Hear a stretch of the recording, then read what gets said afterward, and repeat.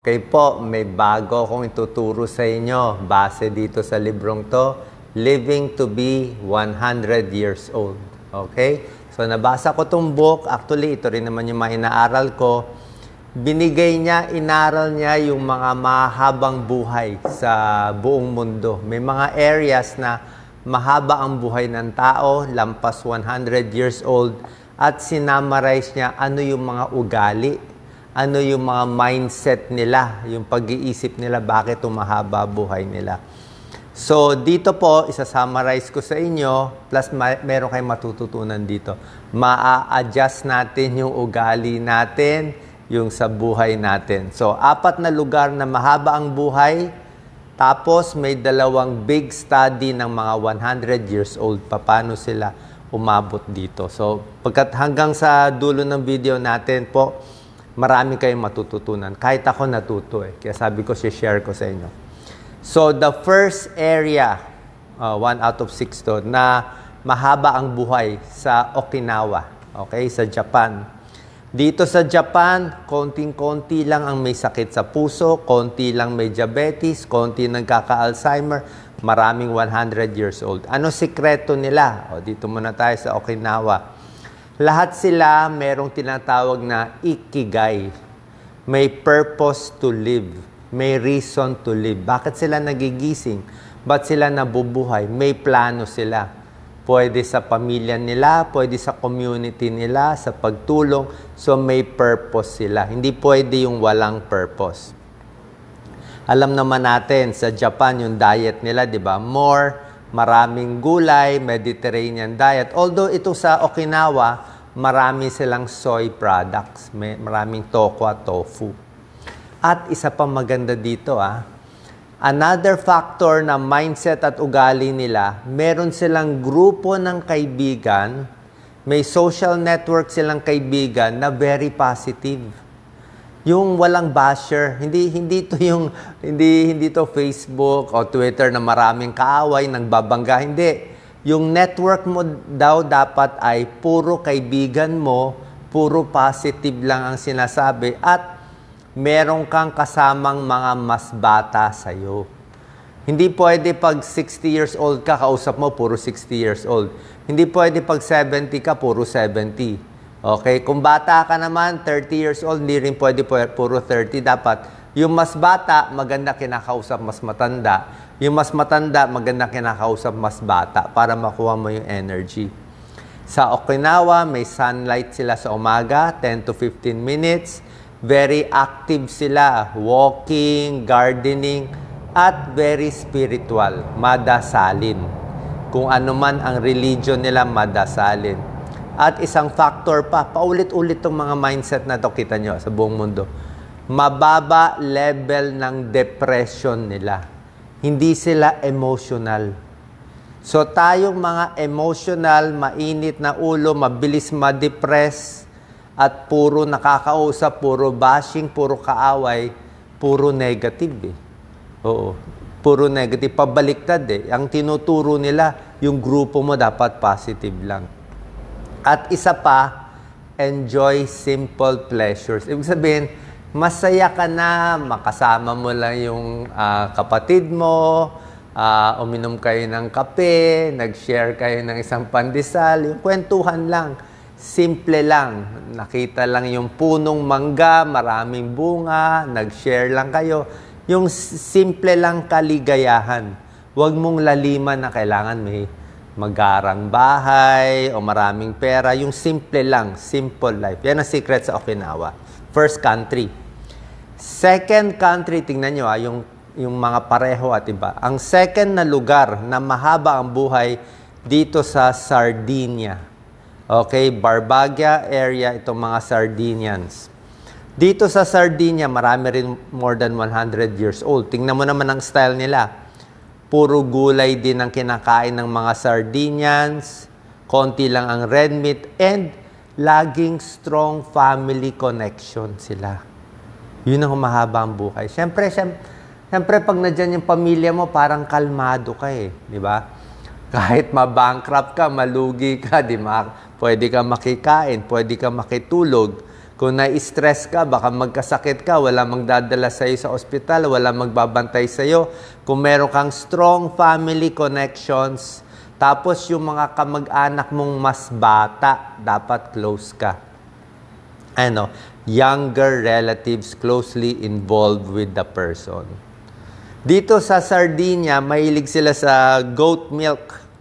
Marami sa goat milk. So may kanya-kanyang style.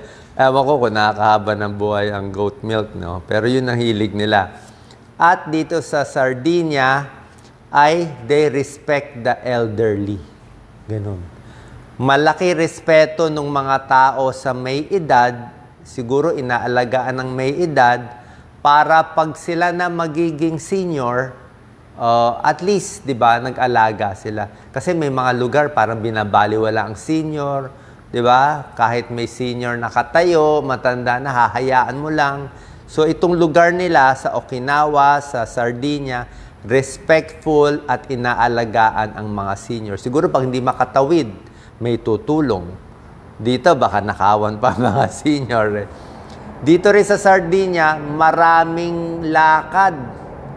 Several kilometers a day. Lakad ng lakad. Okay? At positive ang feelings nila sa society at sa elderly. Isa pa dito sa Sardinia, marami silang kwentuhan, tawanan, kwentuhan, social interaction with friends. Nakita mo, dapat yung grupo mo puro kaibigan mo. Either pwede ito sa church mo, pwede ito sa family mo, pwede ito sa isang grupo mo. So, usually dapat, sabi nila, pare-pareho. Kasi oras na may kaaway, lalo na sa social media, puro kaaway na lang inaaraw-araw, I don't think pampahaba ng buhay yung maraming kaaway. Diba? Yung utak mo, puro kaaway. Ito, ang utak nila, simple lang, masaya lang, mabuhay lang, enjoy lang, at may purpose. Number 3, grupo ng tao na mahaba ang buhay. Ito, Seventh-day Adventist. Okay? Isang religious group. Meron tayo dito, mga Sabadista. Dami kong kaibigan na Seventh-day Adventist. Bumibili ako sa mga restaurant nila, yung mga veggie meat. Mahilig ako sa veggie meat. Ito, proven to Sa Archives of Internal Medicine, inaral nila yung haba ng buhay ng Seventh-day Adventist sa California. Nakita nila, basta Seventh-day Adventist, mas mahaba ng 8 years ang buhay. Kumpara sa Californians na nakatira din, katabi nila.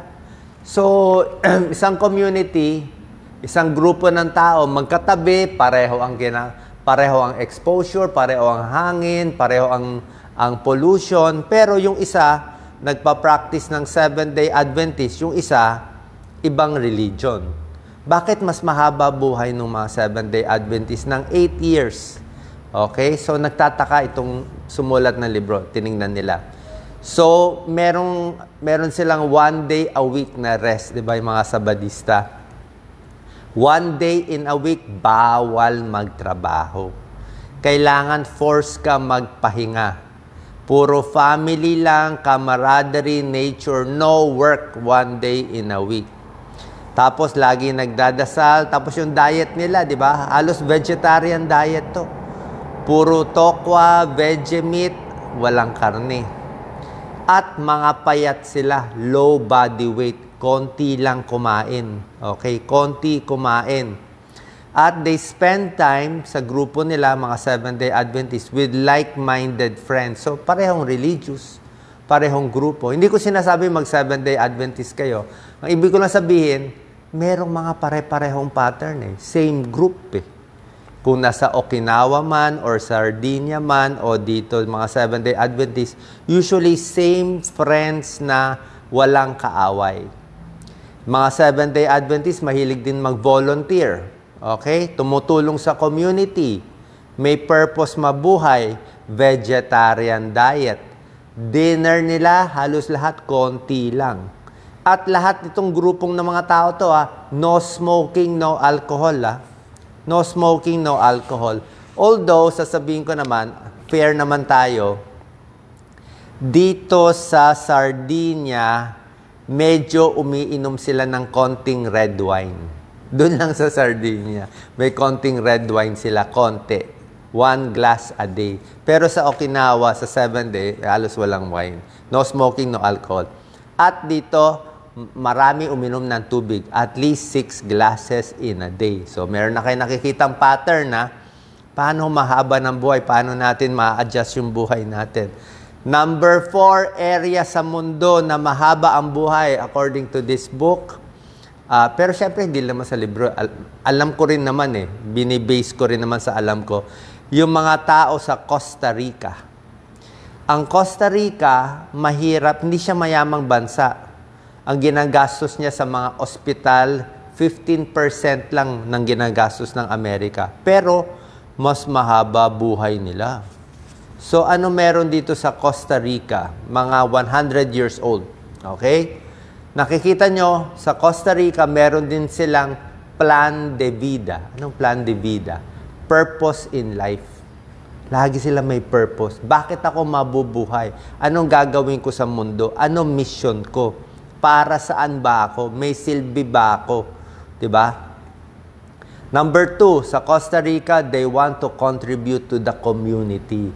Gusto pa rin talaga tumulong sa community. Hindi pwede yung kala mo mayaman ka, may malaking bahay, malaking kotse, papakasarap, papaka-travel, kakain ng marami. Hindi hahaba buhay. Magkakasakit ka nun, madidepress ka. Kita mo yung pampahaba ng buhay, hindi pera May purpose, tumulong sa community. Number 3, malakas uminom ng tubig. Number 4 sa Costa Rica, focus on the family. Pareho pa rin, di ba? Almost the same ang mga tips natin. Number 5, konti lang sila kumain. Konti lang. Few calories. Parang sa Japan, konti lang. Di ba yung mga bento box, ang kokonti. Ang dessert nila, isang pineapple lang Number 6, puro gulay. Vegetarian. Konting pork, pwede. Number 7, may social network sila na tawa ng tawa at usap ng usap. Di ba masaya yun? Nakalimutan nyo na ba yun? Isang barkada, mga classmates nyo, puro tawanan, puro kwentuhan, yun ang pampahaba ng buhay. Hindi yung marites na paninira, may kaaway, sisiraan to, hindi yun nakakahaba ng buhay. Ito yung nakakahaba ng buhay. Kaya ngayon, ang daming depressed Diba? Bakit nadidepress? Nahihilo sa puro bashing na lang nakikita. Diba? Kaya, simpleng kasihan. And number 8, physical labor. Mas mahaba buhay yung nagtatrabaho talaga. Yung ikaw mag-isa, independent. Linis, ayos, baka pati laba. Okay? So, yan yung 4 na lugar. Okinawa, Sardinia, Seventh-day Adventist at Costa Rican. Nabigay ko na sa inyo. Ngayon, may 2 malaking studies ito. The Georgia Centenarian Study, ito na-publish sa medical journals, at sa Japanese Centenarian Study. Sinamarize nila, inaral nila, ano ba yung sikreto ng pampahaba. Okay? Ito 2 study, summary of all. Tingnan natin na kung meron tayong kakaibang madadagdag pa. Dito sa Georgia Centenarian Study, ulitin ko, no smoking, no alcohol or little alcohol. Ito pa, normal weight. Tama ang timbang. Bihira tayo makakita ng 100 years old na overweight. Nakakita na ba kayo? Na matabang mataba, umabot ng 100? Usually, hindi aabot. Yung mga umabot ng 100, sobrang payatot. Usually, babae na payat, di ba? So, physically active. Laging nagbe-breakfast. Okay, dito sa Georgia Centenarian Study, kaya kailangan mag-almusal kayo. Eat breakfast on a daily basis, pampahaba ng buhay. Avoid weight loss diet. Delikado yung iinom ng pampapayat, papayat, tataba, papayat, tataba. Mahirapan yung katawan At dapat problem solving. Gumagana yung utak. Aral ng aral. Okay? Aral ng aral. Usually nga, yung mga nag-aaral, lagi nagbabasa, mas sumahaba buhay. Ito yung maganda dito. A relaxed practical, non-stressful personality style. Kaya nyo ba to? Nakuha nyo ba? Dapat ang personality mo daw, relax, non-stressful, at practical personality. Kaya nyo ba na hindi ma-stress yung personality nyo? Na kalmado lang, na hindi magbumura agad at magmawala. Diba? So, yan daw ang pampahaba ng buhay. Good family support, kamag-anak support, at friend support. Okay? Walang perfect na magulang, walang perfect na kapatid, walang perfect na pinsan, pero kahit papano kamag-anak mo, dapat kinakausap pa rin. Kahit papano cordial kayo. Kasi kung mortal enemy mo ang tatay mo, mortal enemy mo nanay mo, o yung kapatid mo, walang pupuntahan. Kailangan may isang magpapatalo. Usually tayo dapat magpapatalo. Kasi pag walang, sa dalawa nag-aaway, may nagturo sa akin, imposible na walang magpapatalo eh. Kung pareho gusto panalo, away yun. Oh, away, okay lang, away, tama ka, away. Pero hanggang kailan ang away? Hanggang kamatayan, mag-aaway, eh parehong iiksi ang buhay. Parehong talo. Diba? Good family support, friend support sila. Next, no clinical depression. Yan. Kalaban talaga depression eh. No emotional symptoms. Hindi yung iyak ng iyak, nagwawala, up and down. Ito mahirap ang depression eh, di ba? And health habits. Number 6, ito yung Japanese Centenarian Study. Ito na yung huli, pero merong bago dito sa huli na to. Dito sa Japanese Centenarian Study, yung mga lampas 100 years old, nakita nila malinaw ang mata. Better visual acuity. Bakit kailangan malinaw ang mata? Kaya kung may katarata kayo, paayos na natin. Yung iba, inooperahan. Kasi mas nakakakita ka, mas hindi ka mahuhulog.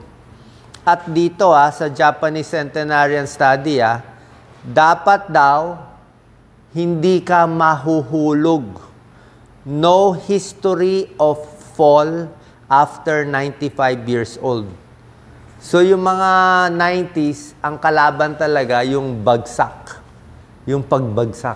Oras na mahulog. Yan talaga eh. Parang baso yan eh. Oras na mabasag na yung baso, mahirap na idikit yung baso. Kaya, lagi ko sinasabi sa inyo, yung banyo, maglagay kayo ng silya, maglagay kayo ng railing. O, di ba? Sasabihin nila, OA si Doc. OA. Dapat may hangin yung banyo. Huwag nyo ilalak yung banyo, mamaya maaksidente ka, hindi ka mapasok. Dapat may tatawagan ka pag nahulog, huwag madadapa. Yung floor, di ba? Dapat safe. Huwag makokuryente sa shower. No history of fall. Kasi pag nahulog, kahit isang beses na bali yung balakang, hindi naabot ng 100 years old. Yan. Better visual acuity, Japanese Centenarian Study. No history of fall. Ito pa, preserve masticatory ability. Kaya ngumuya. Ang mga hindi kaya ngumuya, hindi aabot ng 100 years old. Bakit? Walang makain eh. Kaya ipin, very important. Gums, very important. Diba? Importante yan. Yung ipin, pa-check sa dentista. Mas kulang ang ipin, walang makakain, walang nutrition. Okay? Meron pa dito, spontaneous morning awakening. Sabi, nagigising sa umaga ng sarili na hindi kailangan may gigising pa. Okay? Tapos pag tumatanda, dapat medyo may protein intake. At no smoking, no alcohol, regular physical work, at mas maganda sana kung independent ka. Ibig sabihin, kaya mo mabuhay mag-isa. So, hopefully, nakita nyo, marami tayong natutunan dito. So, yung mga ugaling less stressful, masiyahin, kontakin mo na yung friends mo, magkwentuhan na kayo, yung mga kamag-anak nyo, nakaaway nyo, siguro, bawas away. Kasi talaga, tumulong sa community, maging mas mabait, mas maayos, proven siya. Worldwide. Yun ang mas humahaba ang buhay. Kaysa yung taong maraming kaaway. Salamat po. Share po natin sa ating mga kaibigan. God bless po.